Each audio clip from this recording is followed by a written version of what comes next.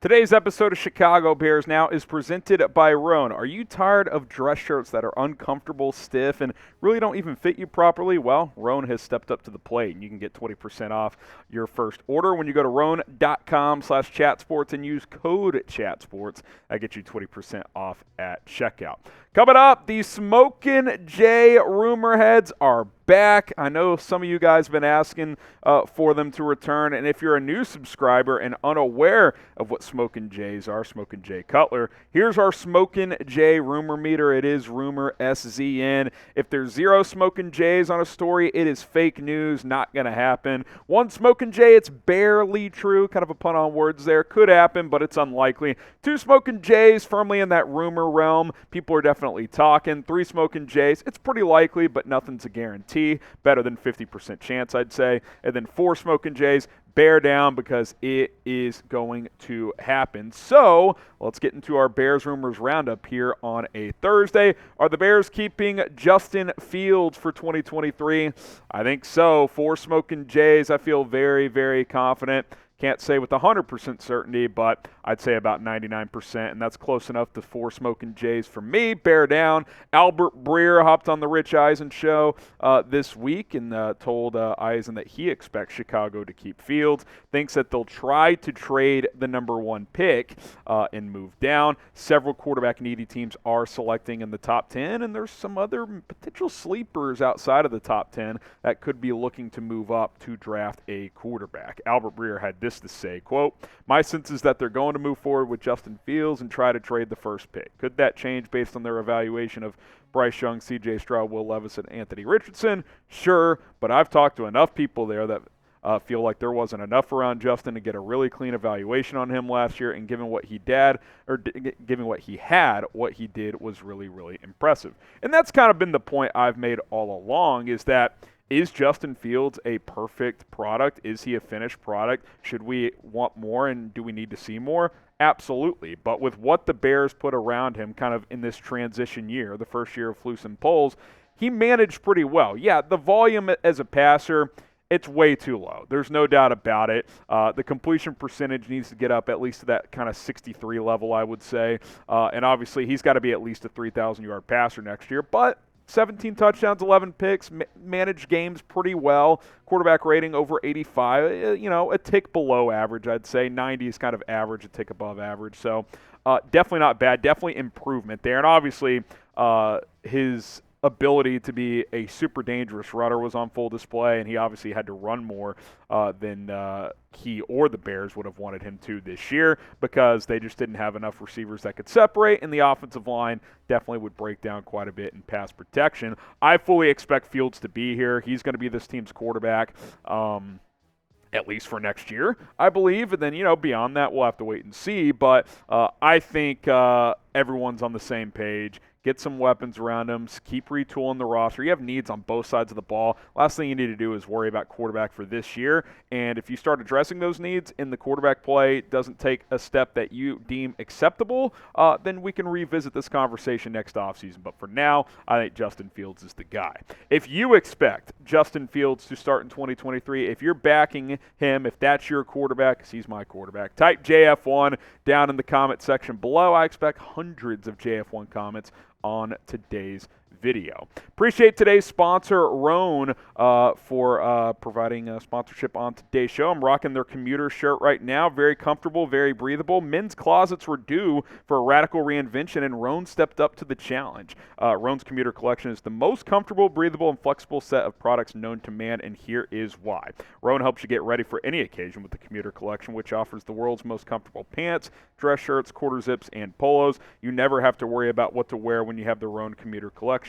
Roan's comfortable 4-way stretch fabric provides breathability, flexibility that leaves you free to enjoy what life throws your way, from your commute to work, and of course a round of golf as well. Looking good is easy, but now you want to be comfortable, right? And that's what Roan really offers with that 4-way stretch fabric. With Roan's wrinkle release technology, wrinkles disappear as you stretch and wear the products. It is that easy. Plus, with Gold Fusion anti-odor technology, you'll be smelling fresh and clean all day long. And on top of that, Roan is 100% machine washable. So I can take this home, throw it in the washing machine. Don't throw it in your dryer, just air dry. It'll take, a couple hours to dry, whatever, and you will be good to go. Looking sharp has never been a problem, but being comfortable while doing it, having the versatility to go on the golf course or do a show like this with you guys, that's what Roam provides. Get 20% off with code ChatSports by going to roam.com/chatsports.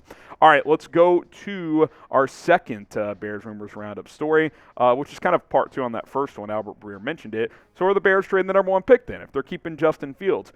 3 smoking Jays. It's in the, I'd say, pretty likely, like better than 50-50. I think a couple days ago I said 65% chance. I'd say that's right in that 3 smoking Jays rumor head realm right there. Not a guarantee, it takes 2 to tango, but Albert Breer said he thinks they'll try to trade the first pick, and that's obviously been a pretty popular thought and rumor that has been out there, and it just makes sense. If you're keeping Fields, based on this draft and teams needing quarterbacks, trading down is the path if you can get good enough value. So you look at the QB-needy teams. I kind of found 8 teams that I think make sense.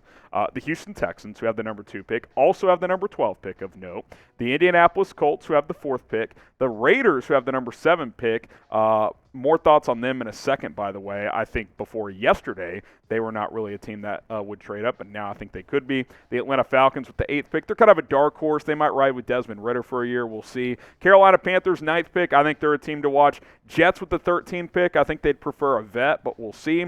Commanders, 16th pick. There's a story that they're going to roll with Sam Howell, but are they really? And then now the Bucs with the number 19 pick. Tom Brady announced his retirement on Wednesday as he walks away. And look, his retirement helps the Bears here because a couple reasons. One, there were a lot of rumors that the Raiders were going to pursue and sign him. Well, now that's not an option. So if Vegas can't trade for Aaron Rodgers or if they don't sign Jimmy Garoppolo, moving up to get a quarterback is very much a possibility. And Tampa at 19. Do they love one of these prospects and go all in and offer Chicago like 3 firsts, 2 seconds, and a bunch of other stuff to move up? Who knows? I think Brady retiring definitely helps the Bears because it's one less veteran quarterback option for teams like the Raiders, the Colts, teams like that in free agency. All right, next story here. Mike Evans. Is he a trade target for Chicago? 2 smoking Jays, I think it's possible. I definitely think him getting traded in general is at least in that 2 smoking Jay realm because with Brady retiring, that definitely kind of shows the Bucs, okay, we're not going to have Brady. Do we go get Derek Carr? Or do we kind of hit a little bit of a rebuild here? And they might go rebuild because the Bucs are way over the cap right now. They have some decisions to make, and the Bears could use a number 1 receiver like Evans. And if you're Mike Evans with 1 year left on your deal and Brady's gone, are you signing an extension with Tampa, or are you maybe looking to go elsewhere? The Bucs might blow it up. This could be one of those mutual things where it's like, hey, Mike, you've had a good run with us here. Helped us get a Super Bowl. You're going to be 30 next year. 1 year left on your deal. We'll trade you to maybe a young up-and-coming team like Chicago that doesn't really hurt us directly right now, but it helps the team that you're going to. So I could see that definitely being a possibility for the Bucs. Sucks for Todd Bowles if they go into a rebuild, but that is just life in the NFL. So should the Bears trade for Mike Evans? Type T for trade or type P for pass? What do you guys think? Should the Bears go out and trade for Evans? Now, obviously, it depends on trade value, but in terms of how much you'd have to give up. But he's a number 1, man. Now, he's not a top 5 guy for me. I think he's in that top 10, top 15 receiver in the NFL, but 6'5", 240. He can separate. He can high point the ball.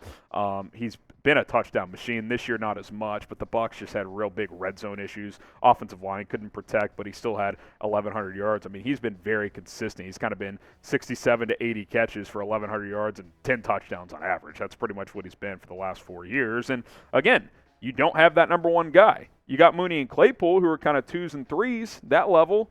Velus Jones is more of a gadget guy that can go deep sometimes. St. Brown's a depth piece, but you need a number 1. You absolutely need a number 1. Here's the best part about Evans. Number 1, I don't think it's going to cost you a first-round pick because he's going to be 30 and he's entering the last year of his deal. And your cap hit, if you trade for him, Evans' cap hit, only $14.5 million. Bears are going to have 95, 100 mil, somewhere in that range, probably more if they cut some guys. That's not bad at all like $14.5 million for a number one, and then maybe you sign him to like a 3-year extension. Hey man, this could be interesting if you could do it without giving up your first-round pick. Obviously, you're not trading the number one pick, but 53rd overall pick for Mike Evans, maybe I'd consider it. I don't know. This is something to monitor. I think there's a lot of receivers that could be had for like second-round picks, DeAndre Hopkins as well. Now, join the family here at Chicago Bears Now, as Bears Now is your number one stop for daily content this offseason, the latest Bears news, rumors, trade rumors, draft and free agency coverage. We cover it all, so don't miss any of it. Hit that sub button and turn on your notifications. That way you never miss a video here on the channel.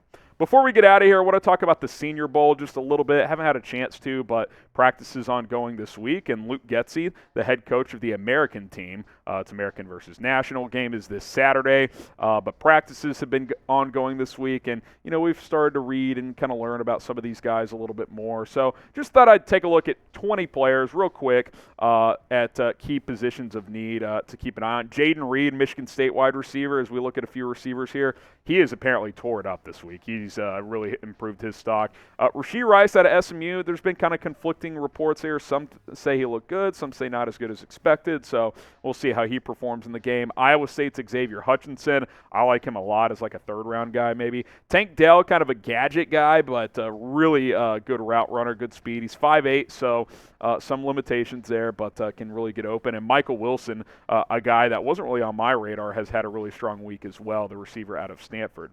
Now you look at the offensive line, there's a lot of offensive linemen that intrigue me out there in Mobile. Dawan Jones, who had the biggest wingspan ever in Senior Bowl history, 6'9", 375, just a massive human being. He's been putting people in the dirt, to say the least, in drills.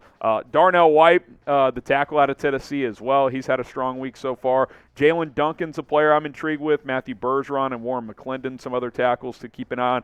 Cody Mauch, the North Dakota State guy who has practiced at tackle and guard. He's a small school kid looking to raise his stock. He's done some good things. Interior guys here, Osiris Torrance out of Florida.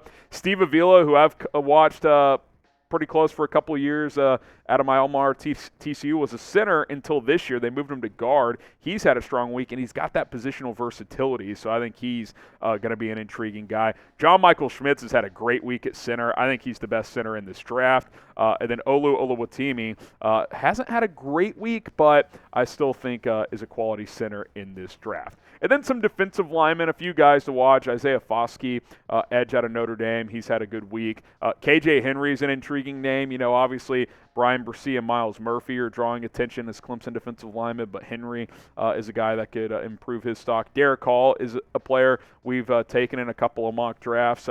Pretty good production out of Auburn. Then a couple of defensive tackles, Zach Pickens and Byron Young out of Alabama. Yes, it's Zach with 2 C's, by the way, out of South Carolina. So some names to monitor. There's a lot of other players at different positions as well. Can't cover every single name on the list, but Senior Bowl's this Saturday, so if you're interested in learning more about some of these draft prospects, go give the game a watch. And I'm curious, will you watch the Senior Bowl? Type Y for yes, type in for no. You're going to tune in on Saturday. I will certainly plan on doing so. Y for yes, in for no, and we'll see you next time here at Bears Now.